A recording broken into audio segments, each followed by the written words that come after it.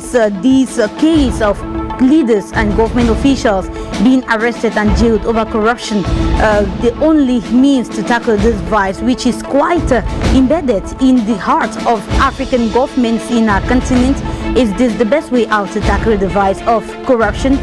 Arresting and charging these government officials. What becomes of the finances that they embezzle? What becomes of this vice of corruption in the milieu of the government? And what becomes of the nation when corruption keeps eating deeply within the government of the various African countries? Since we are on Views on the Continent, we are looking at what's making news in the African continent and how we can amend situations for the betterment of the African continent. This is what we'll be looking at today on Views on the Continent.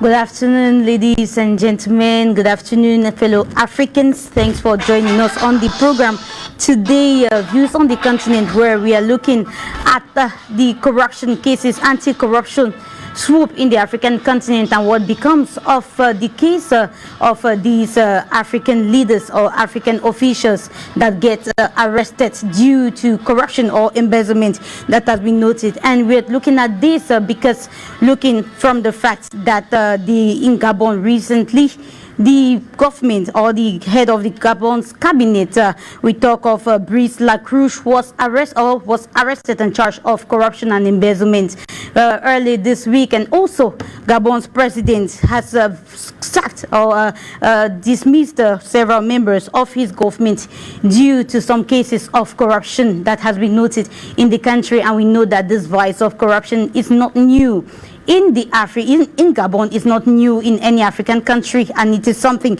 that has been deeply embedded in the African continent.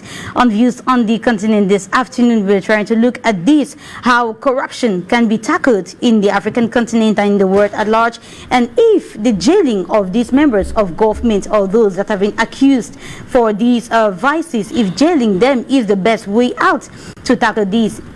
What becomes of the finances that have been embezzled? What becomes of the state of the country? What becomes of the treasury of the country? So we are going to look at it this afternoon in our program, Views on the Continent, reminding you that it is an interactive program that is going to welcome your participation through messages on our Facebook page that is already live now, taking the program live, or by taking calls that are going. You can use the numbers that appear on your screen at the moment. So we are going to get deep into the program this afternoon without so much ado, but I would like us to take a listen to a report that has been diligently compiled by Emanuela Nyoki, who will be back for us to present to you, our panelists in the studio.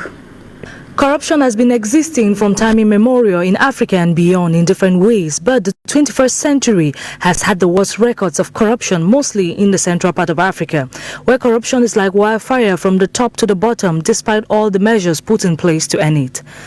In many countries, you can pay off police officers to ignore any crime, however horrific and devastating. Nearly 75 million people in sub-Saharan Africa are estimated to have paid a bribe in the past years, some to escape punishment by police or courts, but many forced to pay to get access to the basic services that they desperately need.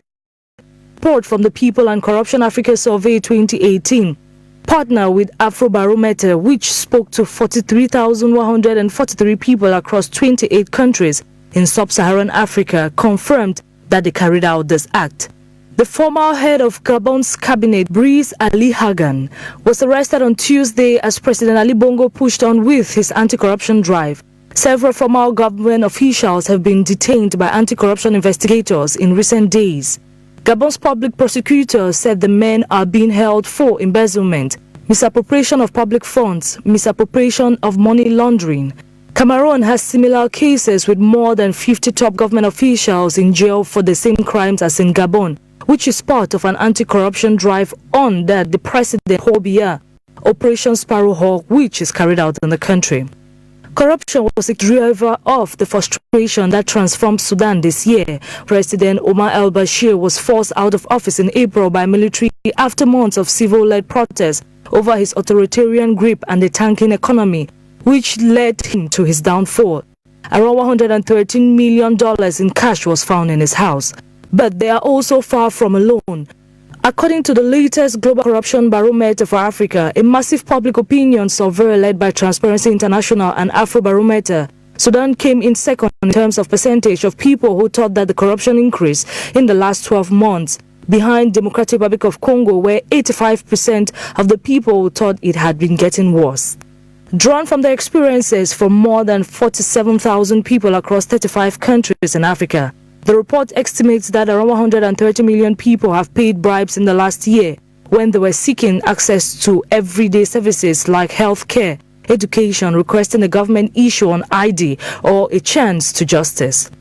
Corruption creates an increased poverty and exclusion, while corrupt individuals with political power enjoy a lavish life. Millions of Africans are deprived of their daily basic needs like food, health, education, houses, and access to water and sanitation.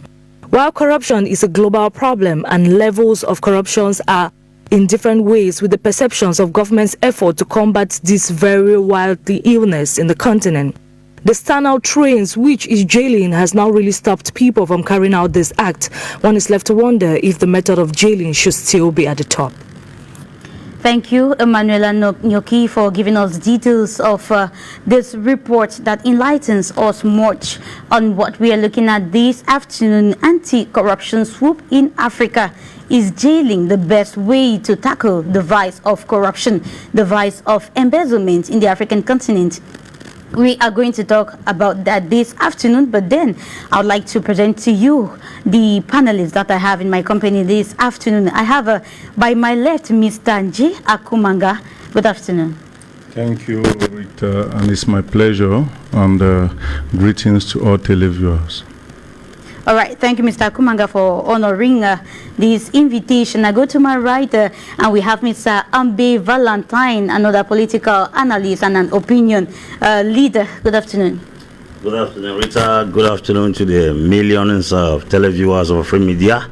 It's always a privilege to be on this platform to contribute for the betterment of Cameroon, Africa, and the world at large. Thank you. Okay. Thank you very much, Mr. Ambe, for being here with us in the studio. And I believe those of you that are already seated in front of your TV screen or on your phone to follow us live on Facebook or on your TV screen, we are going to be talking of corruption, embezzlement, and how best these vices can be tackled for the betterment of the African continent at large. I begin immediately with you, Mr. Nji Akumanga. How do you see the state of corruption, first of all, in the African governments? I think actually the rate is too high, and most of the times it's been encouraged by the leaders of Africa, whereby, you know, coming back to Central Africa, we're talking of Gabon here, and Cameroon being equally all Central African countries. You look well that most of the leaders are being appointed by the head of state in these different countries, and we can equally say it might be they abuse them along the way. But the problem here is this: whenever somebody is being caught for corruption, bribing and corruption, I just doubt where the money that is being collected from that person, because sometimes we don't even think of collecting the funds, and you lock the person in jail for a number of years, and later he comes out, the amount is still there. So for me, I think most of these people, like ministers, they have budget, and they are reportable to the president. And if you look well, is because they are reportable to the president, and maybe along the way equally they have some amount to pay for the appointment that they were appointed, because you know the Bible said many are called but few are chosen. But now how did we do in order to choose those few? If you look very well, maybe there's an agreement whereby you give me this, I give you that. Because actually, if we now know the system that the government of these different countries do use in order to, you know, appoint some of these ministers, we might start there. And the root cause actually is you must have seen one or two things that the person have done at the past in terms of development, etc., before like appointing such a person. So now the end is, what did the countries do after putting this person in jail as far as the budget is concerned? Yeah, but now I was also about asking you that question, but I will go to Mr. Ambi Valentine. First of all, what happens? How come most of the times we get to find ourselves having very corrupt members of government within the government?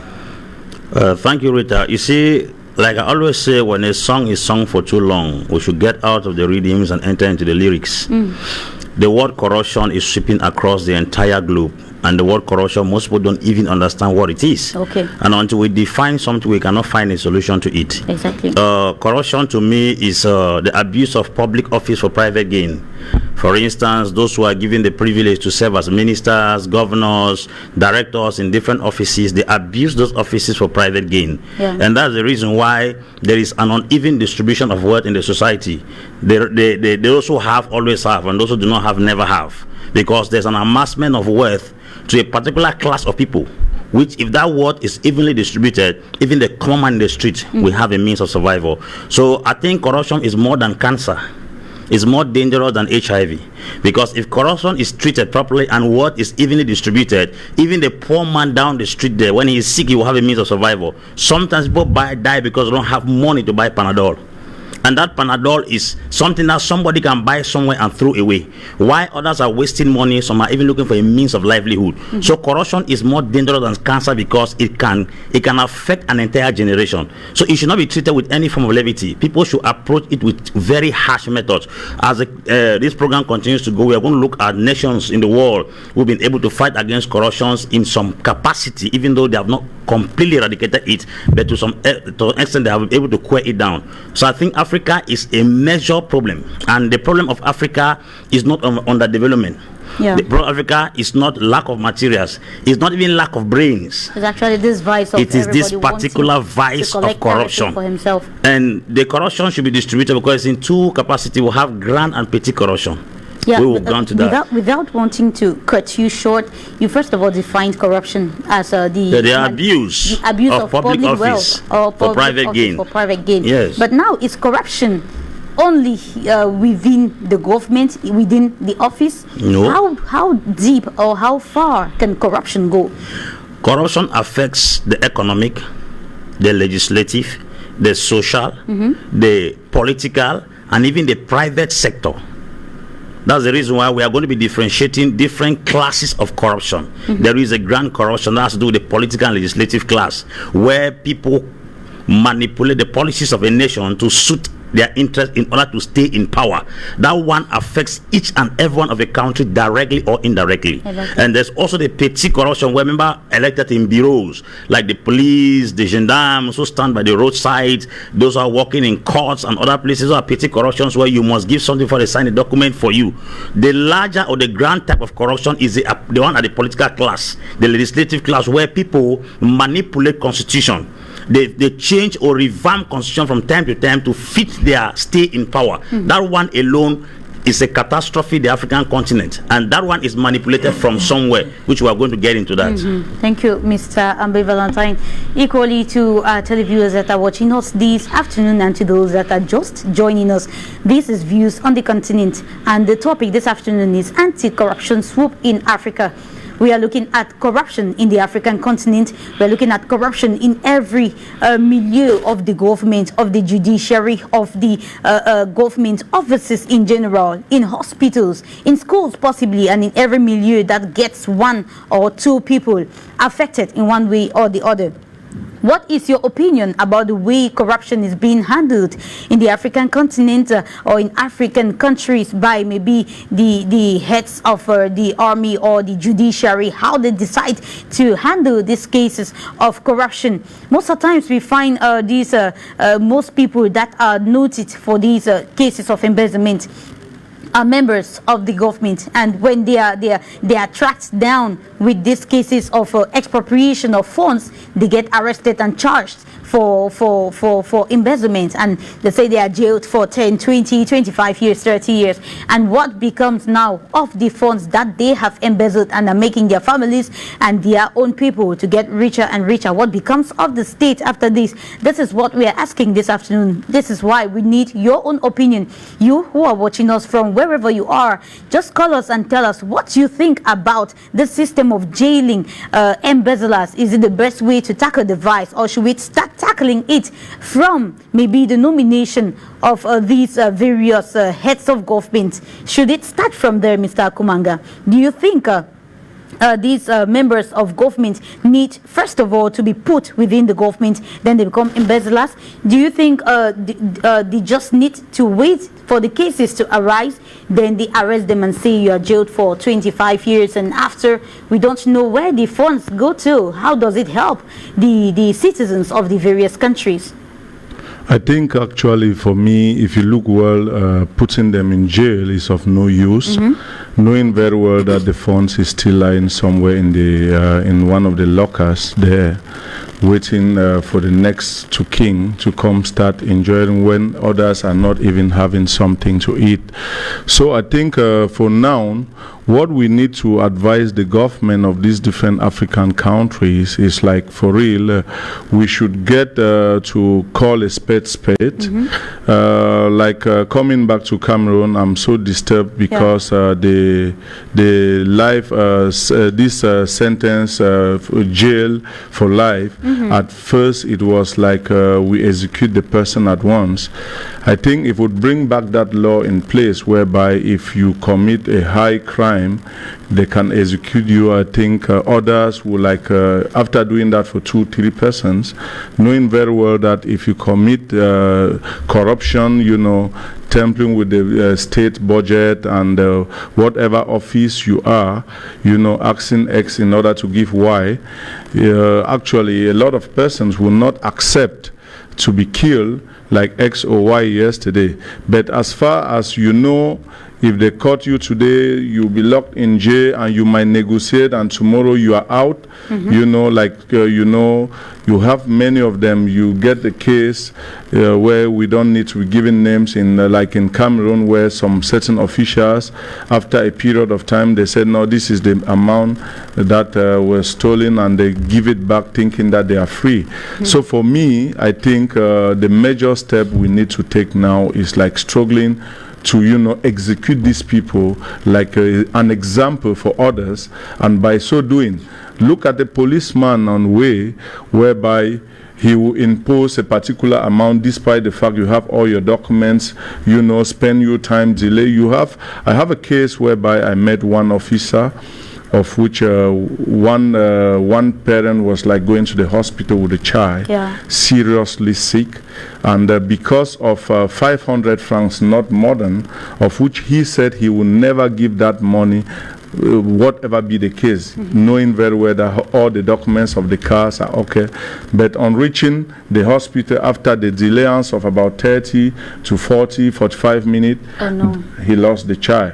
So at the end of the day, you see the impact of life that had to do when there's an issue of corruption. So for me, I think most of those handling a lot of good positions over there in different offices, it is right time they take this advice and know they are supposed to be servants. Wherever you are being called to work, you are supposed to be a servant and not a master.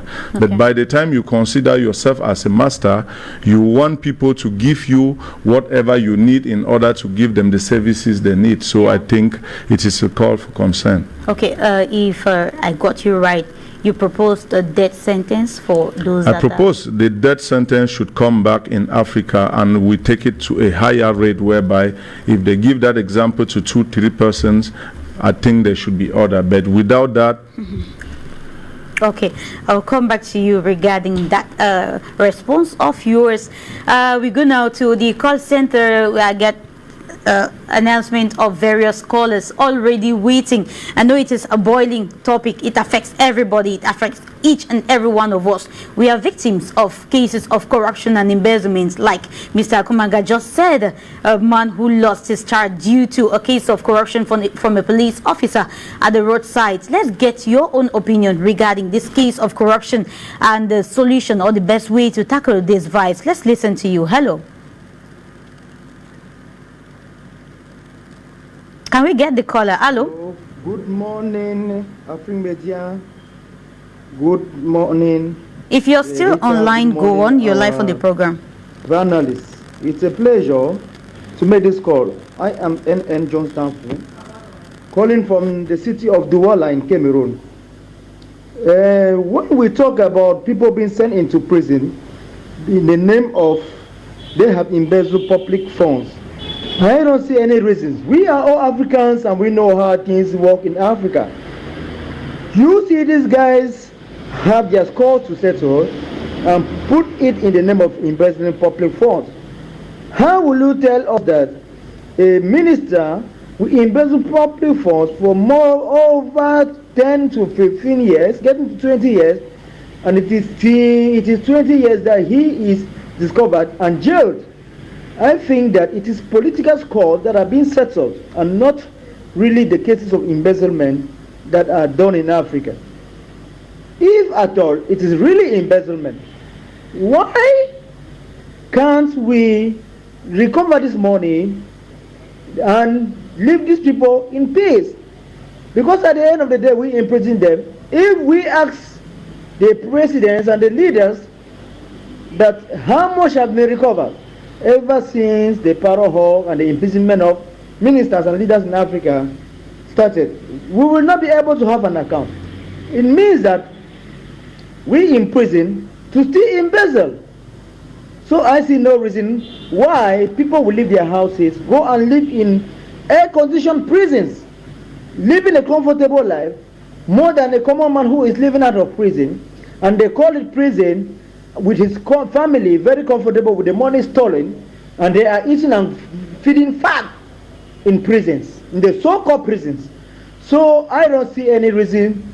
I don't think it is enough for them. If we think that they have committed treason against the nation, I think that if there's any solution or there's any punishment for them to suffer, they should be killed. They should be killed because they are worse than terrorists. If at all they have stolen government money, you cannot put somebody as a minister. You allow him to embezzle. He's embezzling. You are there watching him. You wait until the time that he starts thinking politically different from you, that you say that he has embezzled public funds and you catch him and throw in jail. It makes no sense to me. Thank you, Afrique Media. Thank you, fellow viewers. Thank you, Rita. And good Thank you continuation too for of your participating on the program. We get the next caller online. Hello, good afternoon. Hello. Good afternoon to the panelists. Good afternoon to all the viewers of Afrique Media. Can we get the sound in the especially studio? those in Africa. Talking about corruption, corruption has really been a major problem to all African government, especially the French African countries. The problem of corruption has always been the main problem that have been hampering governments in Africa to develop their country. And you should realize that corruption is mostly caused, especially in countries that they have long leaders, dictators that are not even interested about the well-being of their people, but about them staying in power for long. So when the ministers, when members of the armed forces, they embezzle money and they protect him in power, he is satisfied. That is why corruption is mostly in countries that we have dictators. Now, talking about imprisonment being a solution. Imprisonment is a sanction for committing the act, but you need to give back the money. If you are caught for stealing a fowl in the street, what happened? The fowl is taken away from you and you are beaten, or maybe brought to the police station for judgment. Sanctions follow when what you've stolen you've refunded. So any minister that is in prison in any country in Africa is supposed to refund the money he has embezzled. I would not even like to talk about the international court or whatsoever.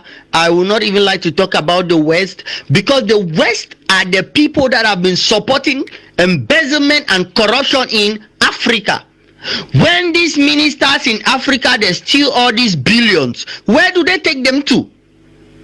They take them to the World Bank, they take it to Swiss, they take it to banks in France, they take it to the USA, and they don't complain, because they will take that money and give it out to their citizens as loan, and it will boost their own economy. So you realize that the West is supporting corruption and embezzlement in Africa. So if the West can be just, as they claim that they want to support Africa, they should stop all Africans bringing money into their bank account, pumping money into their bank account in these countries in the West. All presidents that are dictators should not have self-interest, where they think about being in power and not caring about what is being done with the budget, the taxpayers' money. And lastly, I would like to talk about conscience. Most of these people that embezzle don't have conscience.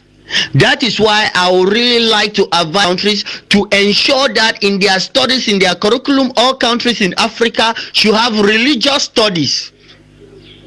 I would still like to advise that they should have civic ethics, should be taught in all schools in Africa, so that people should think about what they have to do to their nation, and not that they should embezzle money from their nation. And if all this is done and corruption is being stamped out, Africa will be a place to be. Corruption is destroying Africa more than any other thing. So if these our leaders want to be honest to themselves, let them ensure that they stamp out corruption. They should not keep on bringing anti-corruption body, this one, that one, to be consuming taxpayers' money. No. One anti-corruption body is okay. And if it is there and it performs a job very well, then everything will come under control in Africa. Thank you so much, Rita Moto. Thank you to Mr. Robert Kedia for participating on the program. Very brilliant analysis, Mr. Ambe Valentine. I saw you nodding your head regarding his intervention. Any remark? Yeah, contributed very immensely for the program. What I want to say is that, like the co-panelist said, that death sentence is the paramount solution to the conqueror of corruption eating Africa. Recently, a Chinese mayor in one of their provinces was executed for embezzling funds in China. In 2011, Ali Bongo dismissed an entire civil servant staff of the Ministry of Housing because of corruption.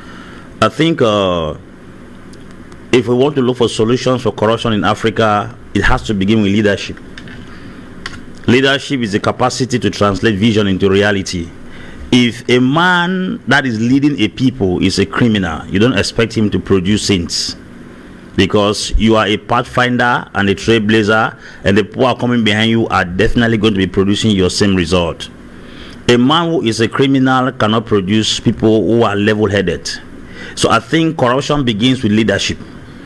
A father who smokes cigarette cannot cancel a son from smoking cigarette. A father who drinks alcohol cannot shun a son or rebuke a son from drinking alcohol. One of the things we have in Africa is that there is no transparency when it comes to running the budgets. When every year begins, they tell us that the budget of this nation is this. They don't tell us the presidential expenses. They don't tell us the security expenses. They don't tell us the defense expenses. The military budget is never mentioned in any country. It remains a story. If the government is serious enough to be transparent, to open up the expenses of the president per annum, the security and that of the defense and the military, the people should be able to stand and criticize. We cannot even criticize because we do not even have a knowledge of what is being spent. So this transparency is a serious challenge. And if we have to cure corruption in Africa, there are 3 things we have to do. Number 1, we have to punish. I talk about intensive punishment, like the case of Hong Kong. Hong Kong was a nation that corruption was stinking in the society, but they came up with an anti-corruption commission, and it was given so much power to execute punishment even on both civil servants at all levels, whether you are a law-abiding citizen or you are a custodian of the laws of the land. Once you breach the law, that anti-corruption commission deals with you squarely. And if these commissions are being established, like in Cameroon we have CONAC. To me, CONAC is an office. CONAC is a structure that has not been credible because they have not given them the power needed. There are certain offices in this country that do not need an appointment. They need an election. If people are elected into power, they can execute more authority than when they are appointed. Because once you are appointed, you remain a servant to your appointee. And once you are elected, you have the backup of the people. So if at all most of the offices that are fighting against corruption, they are under appointment, then they cannot even judge their master. But if they are elected into office, they will have that veto power to deal even the most high-ranking authority. Hong Kong established this anti-corruption campaign in 1974. And you and I know that for today, corruption has disappeared. Somebody said he was in a train in Hong Kong.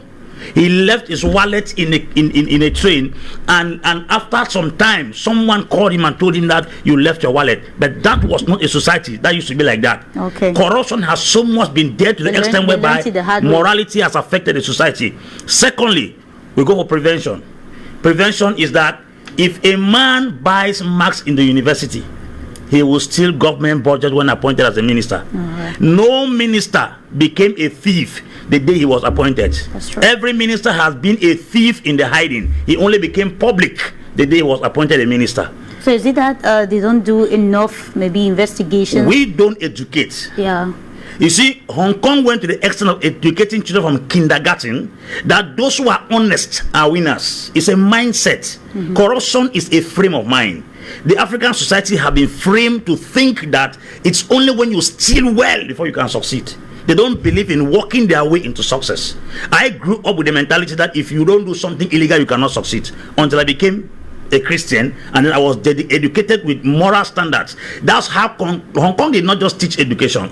He went to the grassroots and began to train up a child the way he should grow. When they grow, they will not depart from it. Those children were groomed to the extent that they came to realize that honesty is the main game. But here a child is corrupted from kindergarten.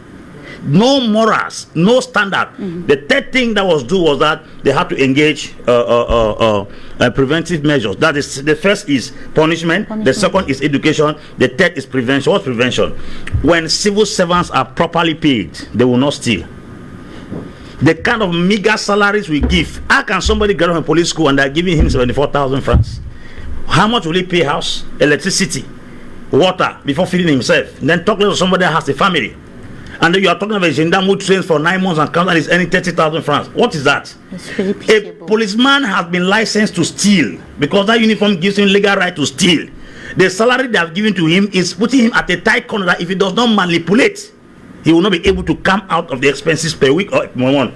So I think we should get back to the business of preventing it by raising up the standard. In Nigeria, a senator earns 36 million francs naira, a month. If that money is split into two and is given 18 million, if they calculate every senator's money and distribute it to two, they'll be able to pay every Nigerian at a particular barem.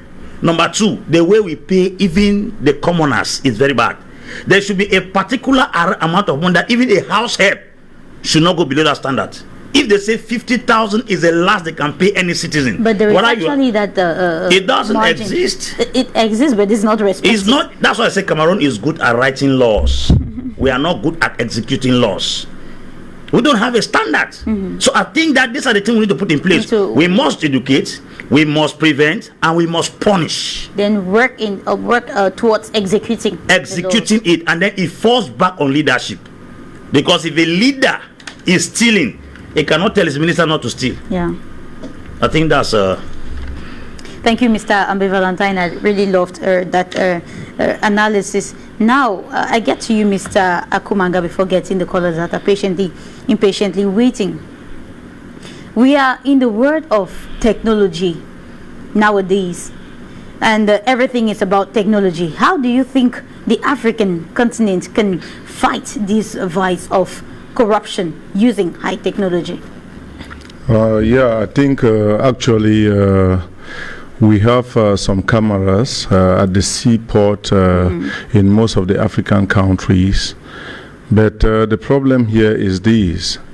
Remember, those cameras can be manipulated by the people operating it equally. So technology is there, and we have people managing the technology put in place. So my advice coming back here, most of the times we do concentrate on the common man on street.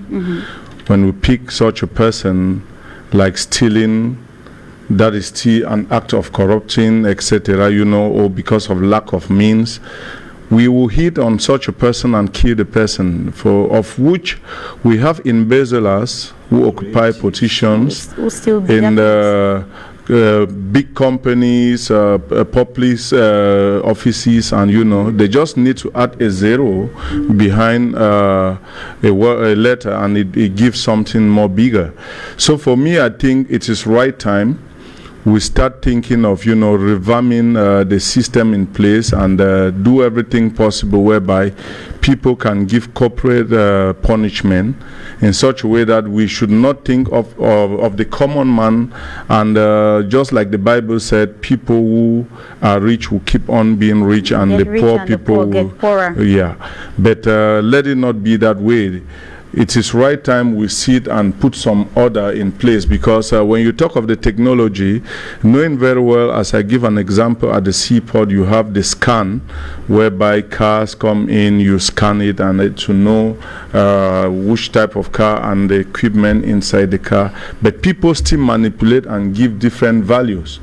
Just like our brother Divine just said, there is a problem with salaries in our country, and we believe in Africa, in whole, of which we have what we call labor code.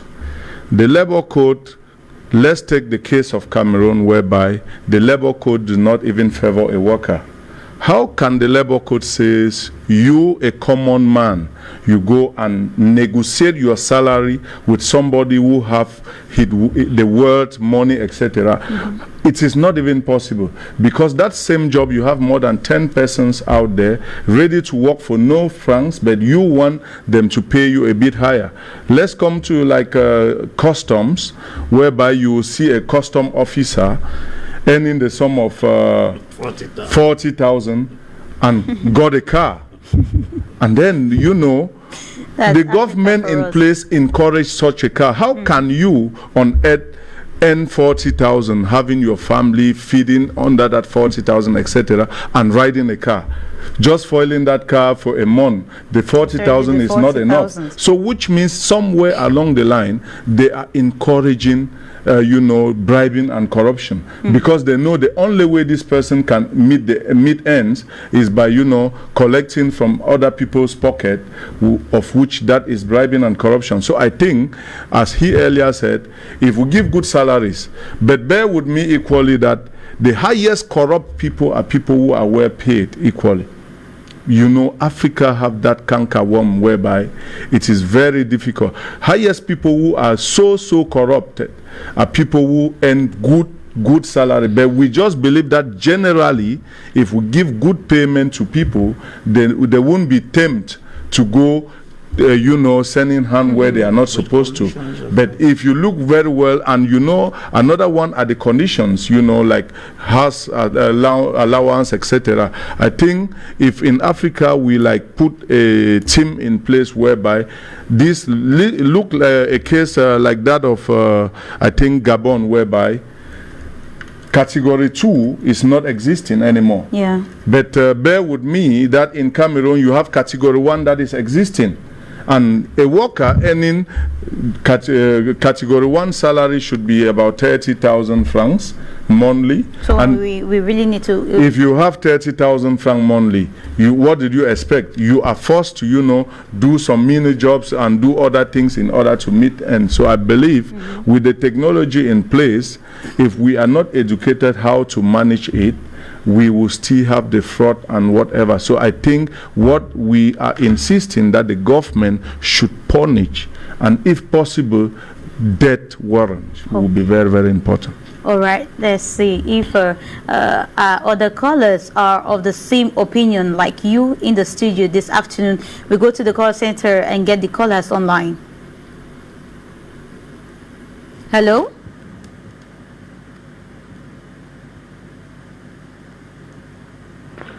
Hello? Good afternoon, Rita. Good afternoon to your millions of viewers in Africa and around the world. Actually, I'm trying to get to you from Ghana, Accra, Ghana.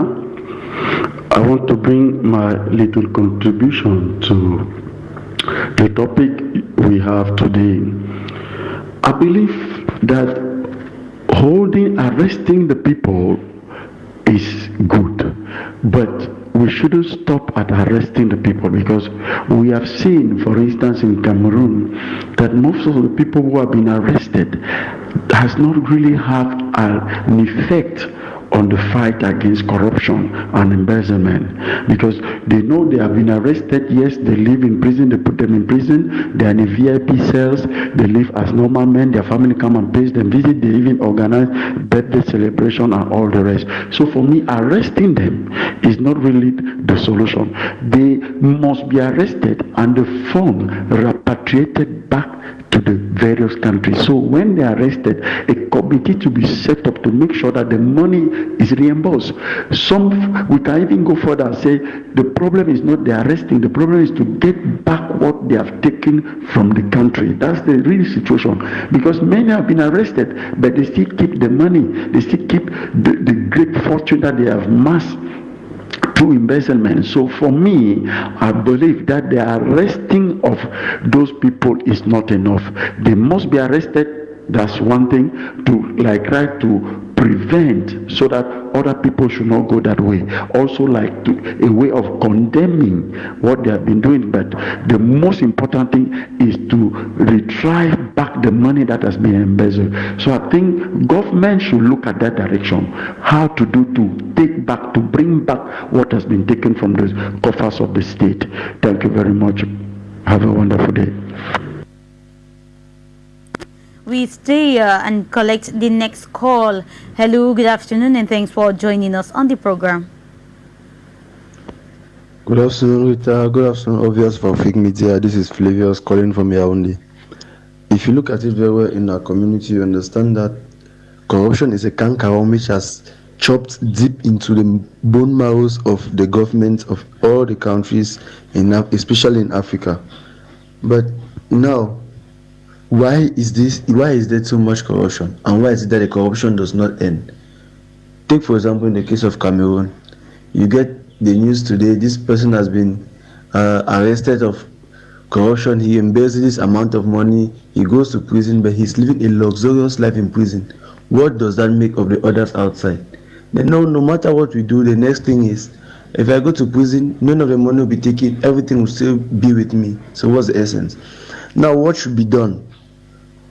Suggestion goes, immediately you are caught of corruption, the first thing, you should be stripped of your position and the money itself be gotten from you. Very important. We need the money, because no matter what we do, we need that money. The money will go a long way. And when that money has been retrieved from you, what's the next thing to do? It should go into a form of industrialization in the country. An example in Cameroon, you get somebody stealing 1.8 billion per month for 10 years. How much is that? 1.8 billion a month times 10. So imagine what. Now we are just getting the information. He has been cut off corruption, but what has the money? Has the money been got? No. we don't have the money, the person is in prison, the money is somewhere still floating. So you see, we need the money. The problem is we need the money. And secondly, the government themselves are not serious because they are the ones in charge of all this corruption. You put somebody in a particular position for a very long time. That is not supposed to happen. Those are some of the things that should not happen. First, you recharge the money. Two, that the genesis of the problem is putting somebody in a particular position for a very long time. When you put that person there, he knows the ins and outs of that particular place, and he knows how to put a web around him that nothing can touch him. But if you put this person today here, you say, okay, this place is maybe 2, 3, 4 years. The next time, but you keep somebody there for 10, 20 years, what do you expect? He goes there and he knows that he's the president of that particular ministry. So that's what we were saying. The first thing is longevity of a particular service, and secondly, when the money is got, it should be used to. Thank you very much. Longevity in power is one of the things that contribute hugely in these cases of bribery or corruption, embezzlement. When they get used to the office, they know how to maneuver themselves or maneuver things in and out of that. That's really true. So we encourage our government officials to work towards that longevity in power. We get the next caller online.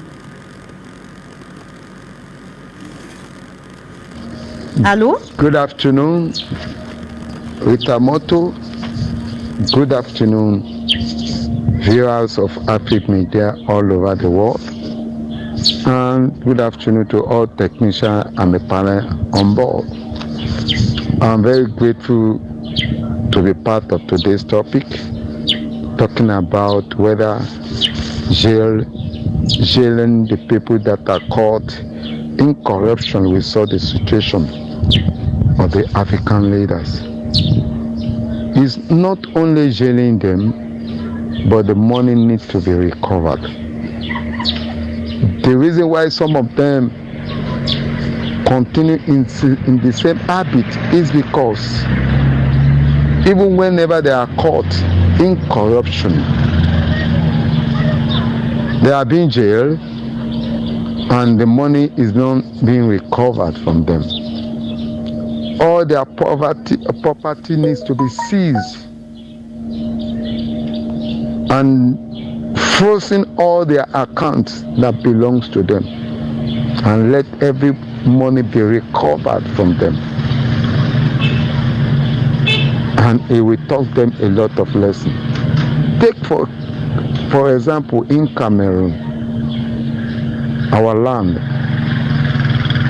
you will notice that nearly every minister, after leaving an office, also find himself in the prison yard because of corruption.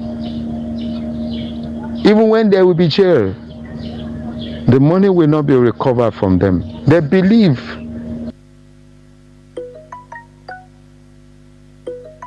Mr. Taiwo, for your contribution on the program. We are gearing towards the end of it, and I snappily get to Mr. Ambe Valentine.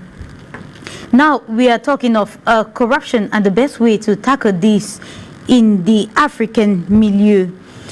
We've seen many governments that are being corrupt and have not been able to tackle, but likewise there are also some countries that have been able to handle this vice. We have, for example, the president of Angola, João Lourenço, who used a different methodology, different from arresting and jailing, and he rather gave those that were tracked a defined period to reimburse everything that they had embezzled, and they will go scot-free.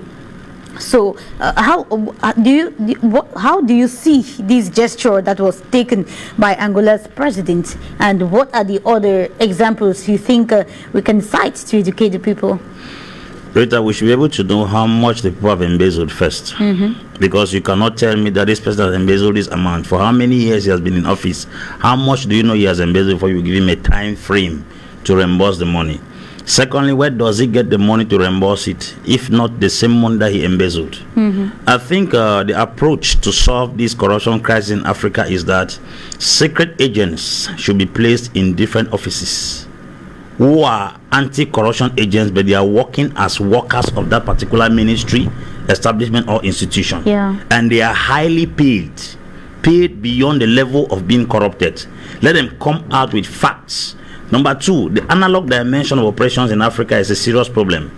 People can easily forge certificates because they don't have a data that stores information. So somebody can go around Tiko, Mutengene, Yaounde, Boya, and just cut one A levels and O levels. There are a lot of people working in offices who are not qualified. Because why? We are dealing with analog documents. But if we have a data system that carries all the information, if you are going to look for a job, you don't carry papers in your hand. Once you appear there, they just click into the machine and everything comes out. It will curb putting the wrong people in the wrong position. Because I think because people cannot manage certain offices, that's the reason why they have to steal in those offices. We are having round pegs in square holes and square peg in round holes. That's the first way to stop the situation in the society. We have to send secret agents in different working environments. Secondly, I think the idea of longevity in office is another problem. If somebody comes into an office, it takes him time to study the atmosphere and have a mastery on how to start stealing. But once a time is given, because we mostly give presidents term of offices, we have to give ministers, we have to give directors. A director stays in an office for 30 years. He becomes a bona fide thief in that office. He knows the in and out of the office. He knows every single method of stealing in the office. The next point I want to emphasize on is that you know, in the African society, once I catch you stealing, you can buy me off. The idea of buying people off. There's a human mind. The human mind is corrupt. Yes, it can be bought. They will tell name your price. Every man can be bought. That is what they have said. Every man can be bought in the society. They say everyone has a price. That's a common African adage. Everyone has a price. But I beg to differ with that statement, that we can also establish rules that can cause people not to have prizes. For instance, if somebody who is sent to fight against corruption is caught in the act of corruption, what they are giving a commoner as punishment, they should triple his own. The fear of the fact that if he is being caught, his own punishment, because you cannot be sent as a savior, then you turn to become a criminal. Then they should double your crime. I think the people who are sent as secret agents to fight against corruption, if they go and play any fraud there, if they are cutting the man who is a criminal one hand, they should cut his 2 hands and 2 legs. By so doing, those who are being sent into the field will know their own lives are at stake. Because if the man has no fear of losing his own life, he can play with anything anytime. So I think the people who are supposed to be given death sentence are the people who are being sent as campaign fighters against corruption. Why the man who is a commoner, when he's being caught in the act, dismissal is setting, refund all and then every resource must be confiscated. I must lay this point, Rita. There is, you know, when the government is planning strategy on how to catch criminals, the criminals also are getting out of analog to digital. These days, ministers don't build houses in their names. They will steal government fund and build house in one of their cousins who is around Boake in Cote d'Ivoire. One of their cousins who is somewhere around Dar es Salaam in Tanzania. Their houses, to track all that you cannot track them because the house, the documents are in the name of the cousin. The documents are in the name of. You see, ministers who are in Cameroon, they don't build houses in their names anymore. They build houses in the names of their colleagues. I think if a person is owning a house and does not have the income that can produce that house, they should investigate the person. If he is connected to anybody in the government, they should be tracked. That's true. Thank you, Mr. Ambi. That's very right. That's very correct. And we are getting towards the end of the program. I would like to give Mr. Akomanga some 1 minute to give us a concluding statement regarding this case of corruption and what he thinks, how we can tackle this issue.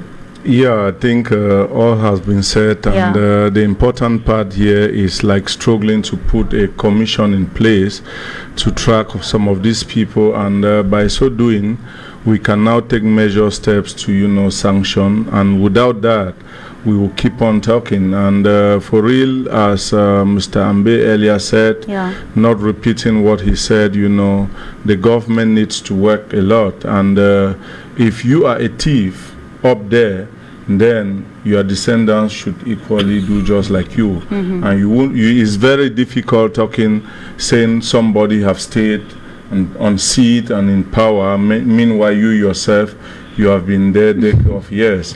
So I think it should start from the pyramid coming down, and by so doing, any other common person will respect the hierarchy. But if the top is corrupt, and then probably the center equally will be corrupt, and the down will be like miserable.